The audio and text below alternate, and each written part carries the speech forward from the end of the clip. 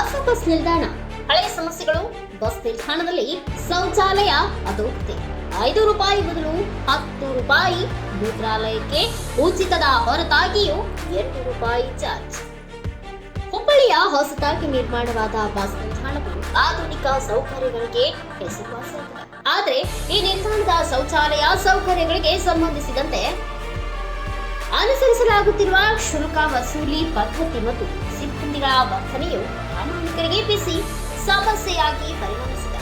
ನಿಲ್ದಾಣದ ಶೌಚಾಲಯ ಬಳಕೆಗೆ ಅಧಿಕೃತವಾಗಿ ₹5 ಮಾತ್ರವೇ ಶುಲ್ಕವಿದೆ. ಆದರೆ ನಿಲ್ದಾಣದ ಸಿಬ್ಬಂದಿ ಪ್ರಯಾಣಿಕರಿಂದ ₹10 ವಸೂಲಿ ಮಾಡುತ್ತಿರುವುದಾಗಿ ಪ್ರಯಾಣಿಕರು ದೂರು ನೀಡಿದ್ದಾರೆ. ಇದು ಅಧಿಕೃತ ದರಕ್ಕಿಂತ ದುಪ್ಪಟ್ಟು ಮೊತ್ತವಾಗಿದೆ. ₹5 का अंकल, क्या बाथरूम ₹10 मामूली क्या बोल कारपोरेशन का लिखा रिपोर्ट इतना ₹10 है ಇಲ್ಲ ರೆಸ್ಟಿ ₹5 ಬರ್ತದೆ ಅಲ್ಲ ಅದ ₹5 ಅಂದ್ರೆ ಅದನ್ನ ಬೇರೆ ನಾನು ಕೇಳಬೇಕಾದ್ರೆ ಇನ್ನೊಂದ್ಸಲ ಕೇಳಬಾರ್ದು ಇಲ್ಲ ಕೇಳೇ ಅದೇ ರೀತಿ ಮೂತ್ರಾಲಯದ ಬಳಕೆಗೆ ಸೂಚನಾ ಫಲಕದ ಮೇಲೆ ಉಚಿತ ಎಂದು ಸ್ಪಷ್ಟವಾಗಿ ತೋರಿಸಿದ್ರು ಆ ಪ್ರವೇಶ ದ್ವಾರದಲ್ಲಿಯೇ ಕಾಯುತ್ತಾ ಕುಳಿತಿರುವ ಸಿಬ್ಬಂದಿ ಬಳಕೆದಾರರಿಂದ ₹2 ಶುಲ್ಕವನ್ನ ಬಲವಂತವಾಗಿ ವಸೂಲಿ ಮಾಡುತ್ತಿರುವುದಾಗಿ ತಿಳಿದುಬಂದಿದೆ.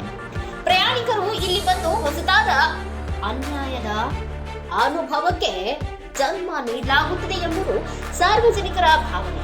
ಸಾರ್ವಜನಿಕ ಹಿತಾಸಕ್ತಿಯ ಈ ಸಮಸ್ಯೆಗೆ ತಕ್ಷಣದ ಗಮನ ಮತ್ತು ಪರಿಹಾರ ಅಗತ್ಯವಿದೆ.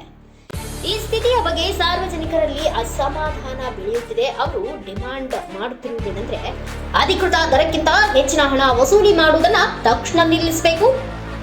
ಸಿಬ್ಬಂದಿಗಳು ಸಾರ್ವಜನಿಕರೊಂದಿಗೆ ಗೌರವಯುತವಾಗಿ ವರ್ತಿಸುವಂತೆ ಖಾತ್ರಿ ಮಾಡಬೇಕು.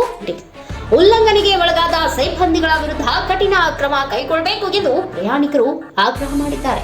Bureau report Kiran Ballari, public city news, Hubballi.